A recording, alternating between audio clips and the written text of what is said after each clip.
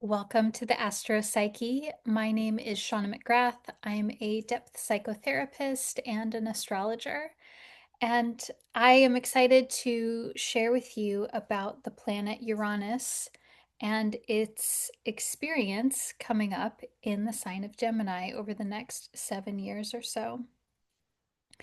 And this is a very unique place for Uranus to be because in this sign, it so happens not only that it's here and that is meaningful, but also Uranus is aspecting both Pluto and Neptune during its time here, during the majority of its time in Gemini. And so, yeah, let's talk about what that means archetypally, astrologically, from a depth psychological perspective. So, anytime we're talking about Uranus, we are talking about broader swaths of time. This is because Uranus has an 84-year cycle around the zodiac. And if we divide 84 by 12, we get 7. This means on average, Uranus is in each sign of the zodiac for about 7 years or so. Now, because of retrogrades, this can be sometimes a little bit more, sometimes a little bit less. Now, Uranus is moving into Gemini as I'm recording this in the next month. Within this month, it moves into Gemini April 25th of 2026. And it will be there until 2033. And we had a bit of a preview to this Uranus in Gemini, and I even consider the moment that the planet moves into the sign, even if it retrogrades back, I consider it operative in that sign. So, for example, Uranus moved into Gemini in July of 2025. It was there until November of 2025, and then it retrograded back into Taurus from November of 2025 until April of 2026. So I'm sharing that with you because, as far as we're concerned archetypally, Uranus has activated its entrance into the era of Uranus and Gemini. And this began July of 2025. And then it softened back a bit. And now we're moving more fully, completely, permanently, if there is such a thing as permanence, into Gemini this April of 2026. And another timing piece that I want to share with you before we get into more of the archetypal themes is so, yeah, time is so important. I think that uh, time helps us to place ourselves within context. And when we have the context of something, when we have the timing of something, when we have where we are within a broader cycle, we can get a sense of depth and meaning and orientation as to what is going on. So that's why I'm sharing this timing with you. Um,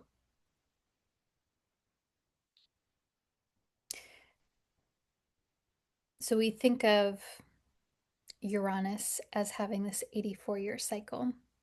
And there's also these mini cycles within that of 7 years where Uranus is in each sign. This also means that whenever Uranus is in one sign, it's transiting that house in your birth chart. So this is a very long transit, 7 years, when Uranus is in one house.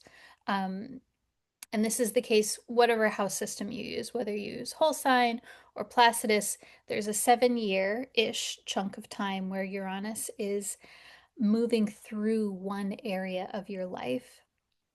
And life is long.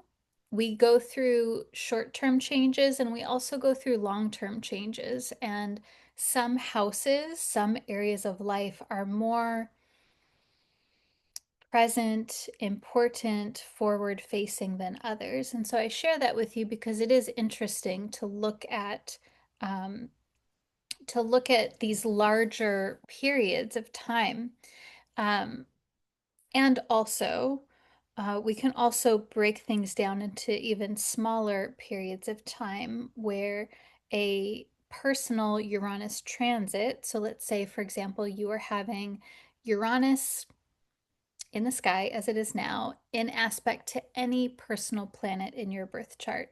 This is going to include the following planets: Sun, Moon, Mercury, Venus, Mars. Those are the planets I would be tracking if Uranus is making a conjunction, a square, an opposition, and even a trine or a sextile. Trines or sextiles are a little bit softer. Uh, those transits, whatever planet it is, whatever aspect it is, they're all going to be about 3 or 4 years long with that Uranus transit.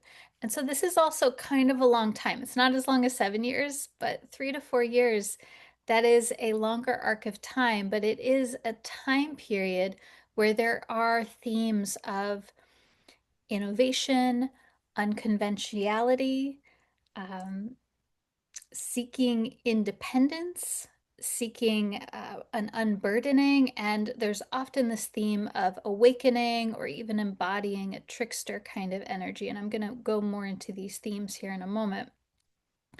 But regardless of whether you're having Uranus in the sign or in aspect to a personal planet, there's something here that is being invigorated. And because this is such a long-term transit, many, if not most of us, are going to have some sort of Uranian experience, whether that is Uranus in the house, Uranus aspecting a personal planet in your natal chart, or Uranus aspecting a personal planet in the chart of someone who you are close to. And what's really cool about astrology is, let's say someone has a Uranus transit to their Venus or their seventh house, and you are in relationship to that person, you are a symbol of their seventh house. And so that energy may reverberate not just in their life, but also in your life as well. And this is how um, we are all interconnected. And there is this really beautiful, I think, complex interweaving of the energies that we're all co-participating in. And so this is why you don't even need to know if you're having a Uranus transit or not, though I think it's helpful to know these things. But the energy is here. The archetypal themes are here. And so what are those themes? What is Uranus about? Um, as I was thinking about Uranus moving into Gemini and Uranus in general, I sort of separated out some core categories. These are not meant to be exhaustive or the only themes of Uranus, but these are a way for me to chunk the keywords and the themes of Uranus into categories that we can anchor into. Now, as I go through these can apply as an outer experience or as an inner experience.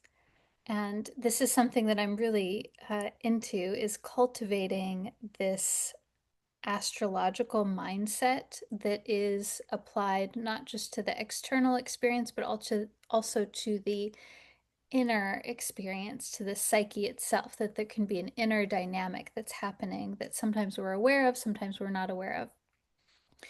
Now, a core component theme, archetypal theme of Uranus is unconventionality.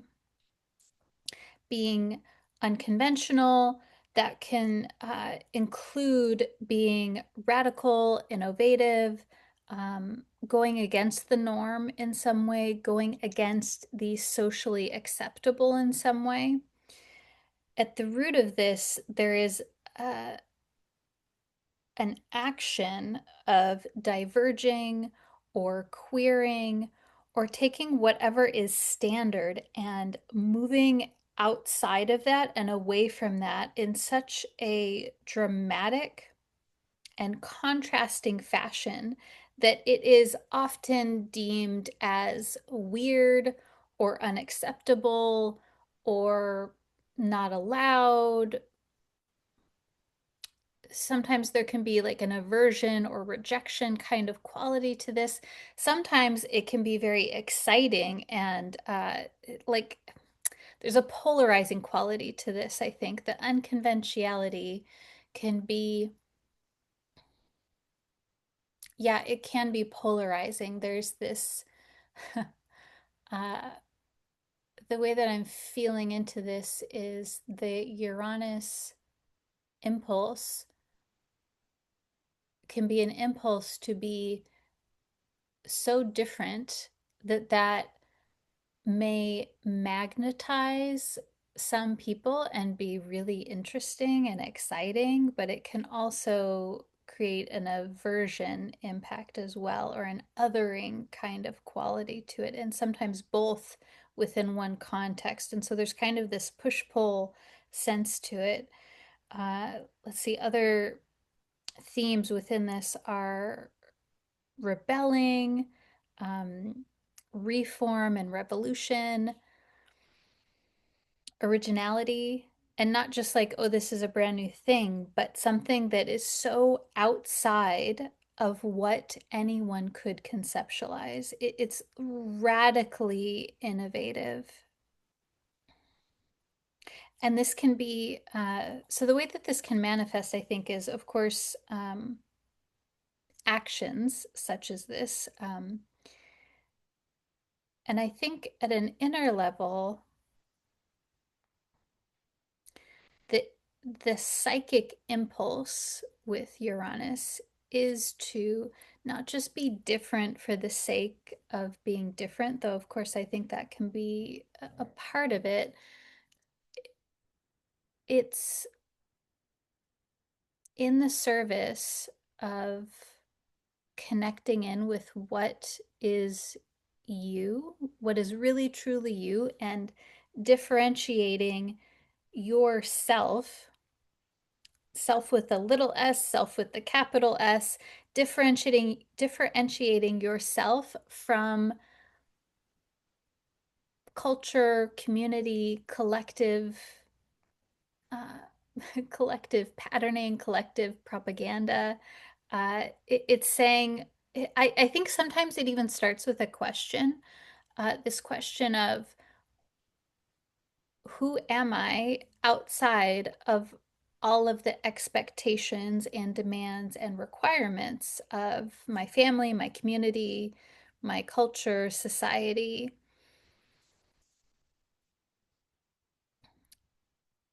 Uranus as an interior impulse is really interested in shedding anything that is a demand or a requirement for the sake of because this is how it is.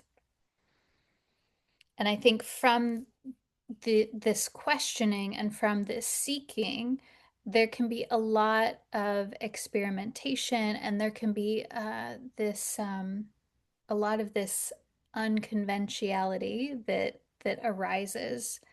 And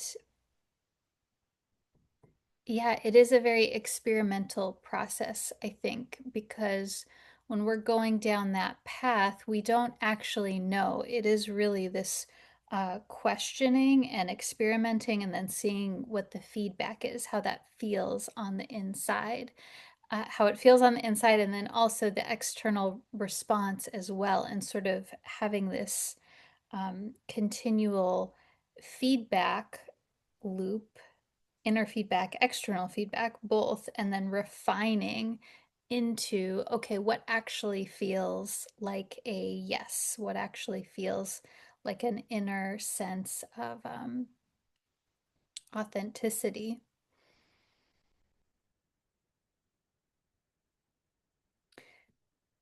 Now, the next theme that's connected to Uranus is independence. We could call this independence, individualism, um, being unburdened, being unrequired, not having demands. the freedom to be spontaneous, feeling unbounded, feeling free of expectations, even. So, this one I think is very interesting because it is independence. It can sometimes go into independence at all costs in a way that uh, can be, um, yeah, incredibly uh, liberating and, yeah, such a sense of freedom, such a sense of um, like the lightness that comes from setting something down that you didn't even know you were carrying. And also when there's a, I would say when there's like a distortion of Uranus, or when we're in a dysregulated place, sometimes a part of the Uranian impulse can be independence and being unburdened at all costs in a way that gets really extreme, and that actually has side effects that are unwanted in some way, because anytime that we go extreme with something, especially from a dysregulated place, and I think honestly a lot of um, extremism and extreme responses are from a place of dysregulation and feeling threatened or shamed or uh, not okay in some way. Um, and so I think this is a part of the tricky part of Uranus actually is uh, negotiating between uh, this impulse to feel like there are no requirements, to shed the weight of demands and expectations and responsibilities, but then how to live a life within your values and your ethics and um, your devotions, the things that you do want to be connected with. Now, another component of Uranus is these sort of go together. There's this theme of awakening.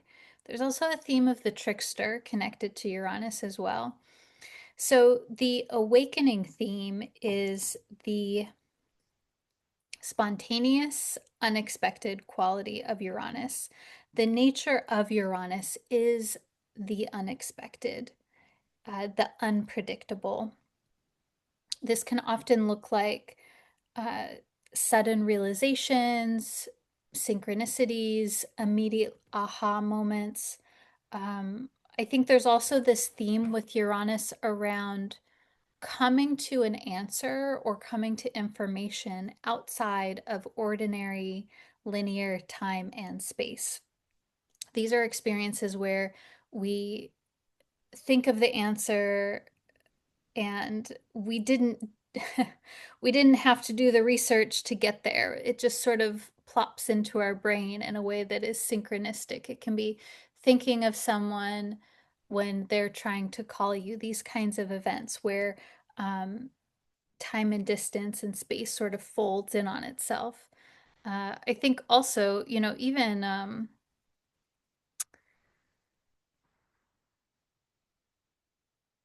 anything like energetic healing work, ancestor work, um, shamanic journeying, soul retrieval, and even something like EMDR therapy, there is a going into non ordinary state of consciousness with a very specific intention to go back in time for repair and then to bring in a sense of wholeness. there's this integration or collecting back something that was lost in another time and another space. This to me has a Uranian quality to it because there is a healing and repair of the sense of self, which I think is actually what we're seeking with the independence and the unconventionality. There's a going back in time in a very non-linear way, in a very yeah, just like going outside the Saturnian, transcending the Saturnian requirements of physical time and linear time. Physical time? That's not a thing. Physical space and linear time, transcending that in order to have this experience of connecting with yourself in a way that is really true and authentic, that doesn't where things don't need to be disowned or compromised in some way. I think this is a lot of what we're doing in depth psychotherapy, relational psychotherapy, where there is this, yeah, there is this relational process that happens over time, and it's relational in the space, but it's also relational, and you are relating more and more to yourself by uncovering more parts of self. And so, yeah, this can allow for spontaneous experiences, spontaneous healing, spontaneous realizations. Um,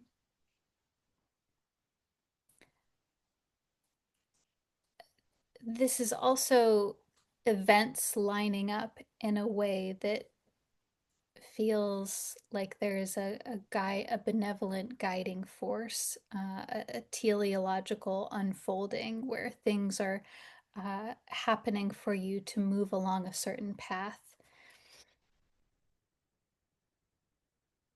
What else do I want to say about this? Uh, the so yes, okay. So the awakening, these realizations, these spontaneous healing experiences. So the other thing that I want to say about this um, is it spontaneous? Is it out of nowhere? I mean, yes. And also, astrology doesn't happen in a vacuum. It doesn't happen where it's just like suddenly Uranus is on and all of these random things come in. That's not my experience of it. What happens is you're living your life and you're moving toward this Uranus transit or this Uranus experience. And there are all of these situations that are happening that are coming into being as you're moving toward this transit. And when this transit becomes operative, when it turns on, so to speak, all of the potential for these themes to arise sort of arises and becomes alive and turns on. And so I say that because these insights that you have, or these spontaneous synchronistic experiences, these are all the way that I'm feeling into this for you in this moment is these are all simmering in the background. And so I think a part of Uranus is Uranus creates the opening. Uranus, what is it? It gives a little bit of pressure or opening for everything to just unfold in a way that is like, oh, I didn't know all of that was in there. I didn't know that was going to happen. But it's sort of been like building. I think this is the thing with Uranus is it um, when we have these insights, it allows us to sometimes radically change a structure. That can be an inner structure, an inner psychic structure in your mind, body, spirit, soul, the way that you uh, the way that you think about life, the way that you think about yourself, the way that you show up in relationships, the way that you connect with your work. There might be something radically different based on a new awareness or an experience that you have. Of course, this can all of these things can apply personally as well as collectively as well. Um, and so, yeah, a component of Uranus is radically restructuring something that has been consistent for a long period of time. And often a part of this is because that structure or that system,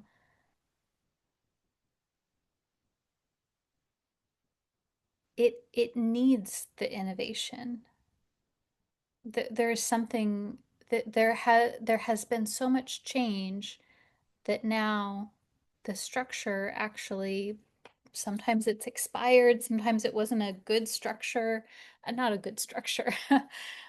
Sometimes it wasn't a solid, sustainable structure in the first place. And so now the pressures have become so great that things are really needing to be um, reassessed in some way.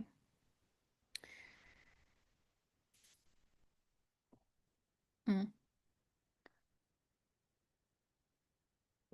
So a component of this awakening theme is that sometimes these new awarenesses or changes can be experienced as disruption. And this actually, I want to allow that to take us into the trickster quality, because Uranus, it has this trickstery quality to it. And what I mean by trickster is there's an element of playfulness, surprise, delighting in um, the play or the novelty or the like riddle of something. Um, I think of when I think of trickster energy as I'm describing it to you in this moment, I'm bringing it in because it's very, mm, it's a component of breaking up rigid, dry structures. It's a component of bringing in more life and enjoyment and also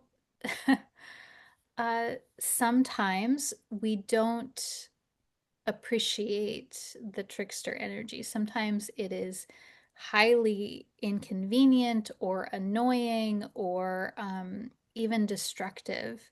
And so I think this is also part of the navigating Uranus. And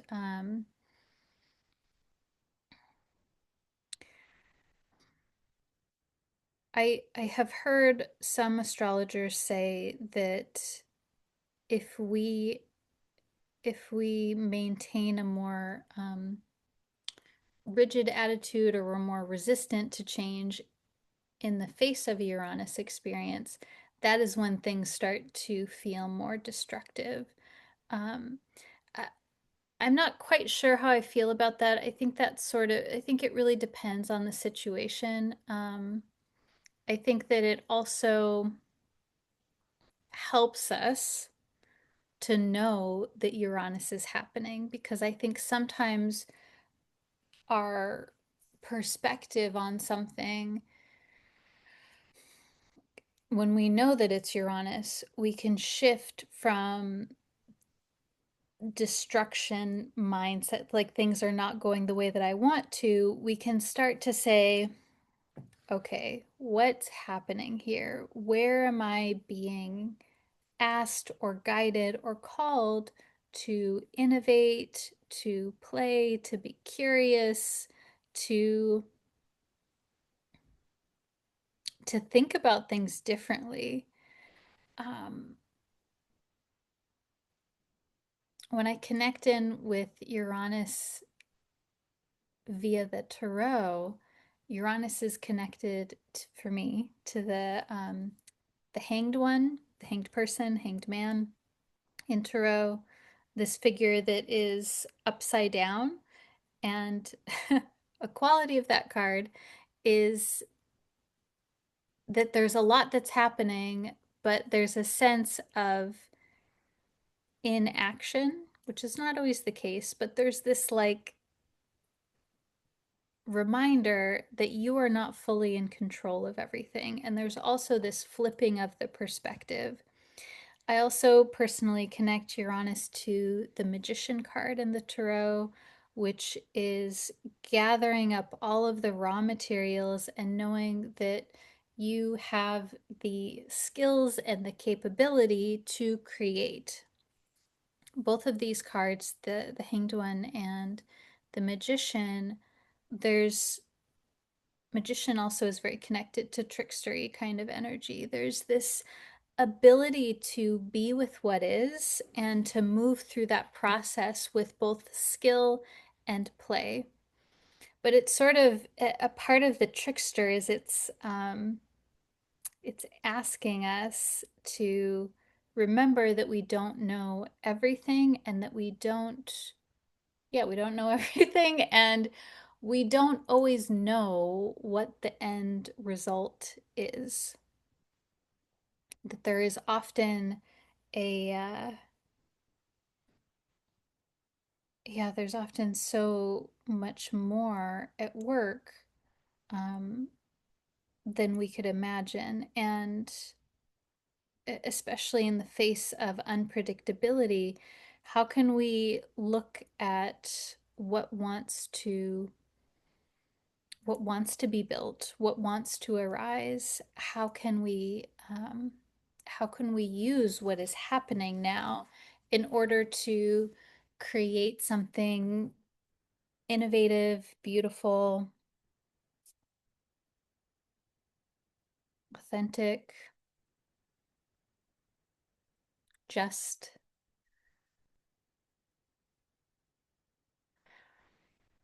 And this is another component of Uranus as well, is social justice, community, collective, and the yeah, this tension between systems and structures and how systems and structures um, often need to be reimagined and reinvented for the purpose of humanity, for the purpose uh, of really taking care of people.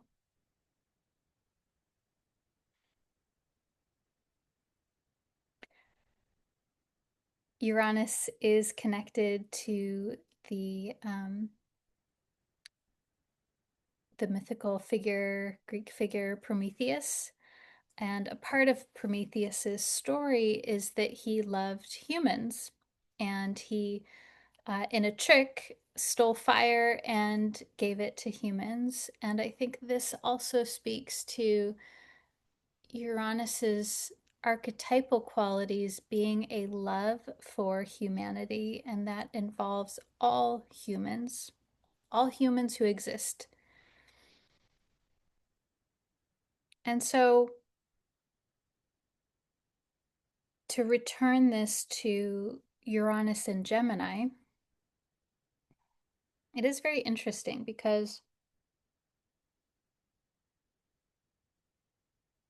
Gemini is ruled by Mercury, and Mercury is also a trickster god. Uh, so we have a strong theme of trickster, playful, um, dynamic energy here. Gemini is a mutable earth sign. Mutable signs are also called the double bodied signs, in that they embody the energy, the symbolism of both and, of being this and that at the same time. And even like not just this plus this, but this and that, and also this other third thing that is somehow more than the sum of the parts. And this quality of Gemini, in contrast to the last 7 or years so of Uranus being in Taurus, which is a fixed earth sign. And so there's this theme where Uranus, the planet of change and innovation and radical awakenings, is moving from a fixed earth sign, so it's embodying that fixed stable energy a little bit more so, to Gemini, mutable air. And I think this opens up Uranus even more to be more fluid, more dynamic, more creative, more changeable. The other thing, too, here is that when Uranus was in Taurus, it is in the sign ruled by Venus. So that means Uranus, in some ways, is rooted in Venus. Venus is its root in some way. So Venusian themes of relationship, beauty, sexuality, sensuality. Uh, Venus is all of the things that we love to love, and it is highly relational.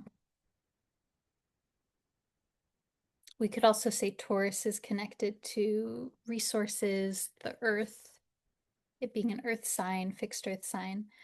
And uh, my dog Leo just decided to go on the couch behind me. That's interesting. He wants to be rooted on the couch. So in contrast, this is just an idea that I'm playing with that I want us to kind of be sitting with here is while Uranus was in Taurus, its themes are inherently connected to Venus and Venus's experiences, so Venus's transits. Whereas now with Uranus in Gemini, it's rooted in Mercury, which moves more quickly, is much more changeable, has uh, this symbolism around communication and ideas and commerce, but also magic and the metaphysical. Mercury is the only deity in the Greek pantheon who was allowed to go to the upper world and the underworld and to travel at will whenever he wanted. He was able to go through all of the different worlds. And so there's also this freedom and ability to move and hmm, to be a guide. Mercury is one of the psychopomp figures, one of the psychopomp deities. I'm not quite sure what is going to happen here, but I'm just saying archetypally, there is a greater sense of movement and freedom and expression that's available to Uranus now that it will be in Gemini.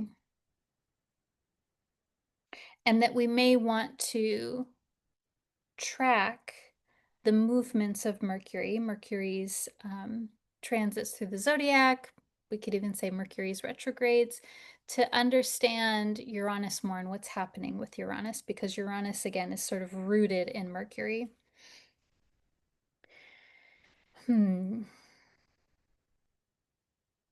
Yeah, and so I'm actually curious what is coming up for you as you're listening to this, where you are seeing these themes of Uranus, this theme of um, unconventionality, innovation, um, independence, the pros and cons of radical independence and individualism, awakenings, and this like trickster kind of quality. Where are you seeing this show up in your life, in your community, collectively? Uh, what thoughts, memories, and feelings are you having here? And I really trust that whatever your impressions are, there's something important for you there. This is the cool thing with psyche, with astrology, any type of introspective work that we do, depth psychology in general, is that our psyche will connect in with the things that have resonance for us. And I trust that whatever I'm saying here, your psyche is looking for the things that are meaningful to you, and that's going to stand out. And that is either going to stand out via something that I say, or it's going to spark something internally, such as a memory or a thought, or maybe even later a dream or a synchronicity happens. Now, the last piece of this that I want to share with you, I want to make an entire other video on this, but it felt important. I wanted to name it here. And that is that most of the time that Uranus is in Gemini, it is making a trine aspect to Pluto, and it's making a sextile aspect to Neptune.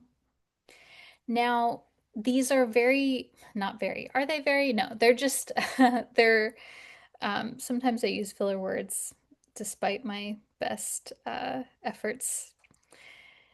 The trine and the sextile are more subtle, they're more soft. They usually don't require anything of us. They indicate, so all of the aspects and the planetary aspects indicate an experience of time, a quality of time. So Uranus in Gemini, this 7-8 year period, essentially 2025 till 2023, is a period of time where we can expect Uranian experiences in a certain context, in a Gemini context, in the context of where it lands in your birth chart. And when we have Uranus making a trine to Pluto, Uranus and Pluto come together in an alchemical relationship where they have an impact on one another via their themes. But the trine means that it's flowing soft, easeful in such a way that it is either supportive to us or that it is so easeful that we don't really even notice it because we're busy attending to the things that do need our attention, literally, psychologically, astrologically, the things that are more loud and more pressing. But I think this is really important because the trines and the sextiles offer us support and assistance and healing when we can connect in with it in a more intentional, collaborative way. So, um, Uranus is in what we'll call an opening trine to Pluto. This is a very long-term transit. Uranus and Pluto last made a conjunction in the 1960s-ish, and so they're still in that opening era. Uranus and Pluto have a 127-year cycle together where Uranus goes all the way around, connects in with Pluto every 127 years. So the trine between these two is a symbol of this supportive ease around radical transformation, the radical Uranus, the transformative Pluto, its support around innovation as well as destruction, Uranus being innovation, Pluto being destruction in a death rebirth sort of way. Uranus wants us to radicalize, innovate, awaken, and Pluto wants us to die and be reborn. Pluto wants us to release and transmute. Pluto's also very connected to hidden things, secret things, the unconscious, shadowy things, taboo, working with shame. Pluto's very connected to psychotherapy. And it's also connected with experiences of rejection or marginalization or othering, underworld journeys, um, anything that is hidden or mysterious for a variety of different reasons. And so a part of Uranus is also, I think, awakening and revealing some of the hidden qualities of Pluto. And so that's a part of this Uranus in Gemini as well. Um, and I think a part of this is, hmm, yeah, a part of this is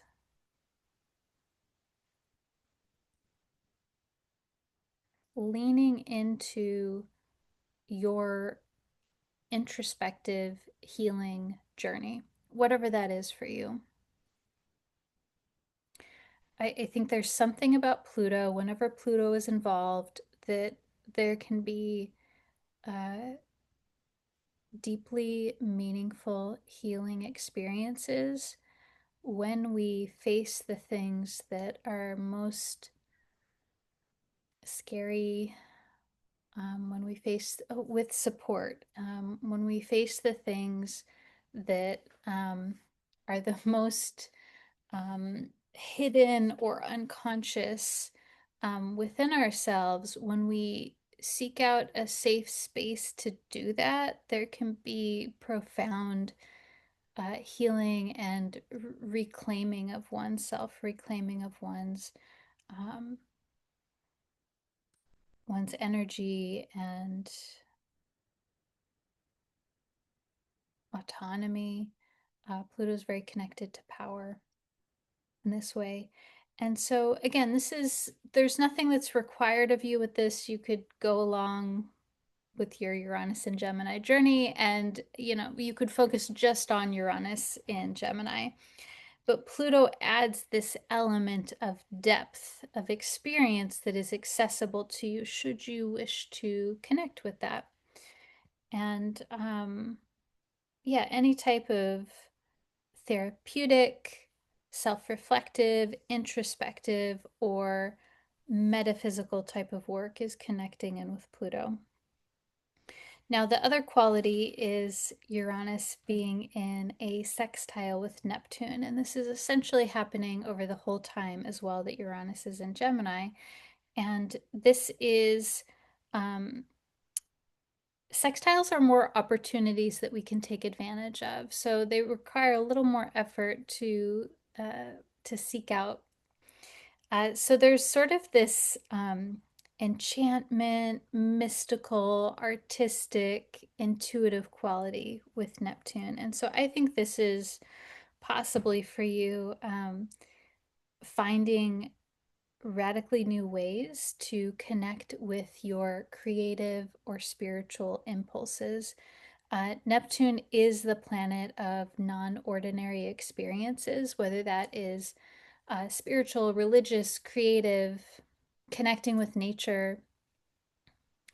Uh, there's an opportunity here to um, connect in with the flow, the flow with flow with the capital F, whether that is the flow of nature or yourself or the divine. There's really a potential to connect in with something greater than this ordinary physical reality by doing something different, Uranus, by exploring different things and by being open to something radically new.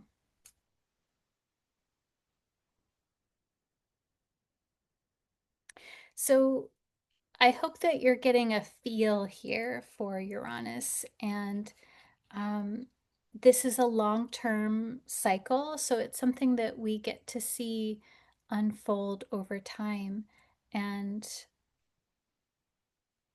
I think some of the most meaningful experiences can happen when we cultivate this mindset of looking for um, where there is an opening that wants to happen, something new that wants to come in, where there's maybe something that feels hmm, something that feels binding or oppressive that wants to be loosened a little bit. These are indicators that there's something here that Uranus uh, wants to transform for us. I hope you enjoyed this episode. Again, my name is Shawna McGrath, and you can find me on my website, theastropsyche.com. And yeah, I'm just wishing you the best through this time period, and I look forward to seeing you again soon. Bye.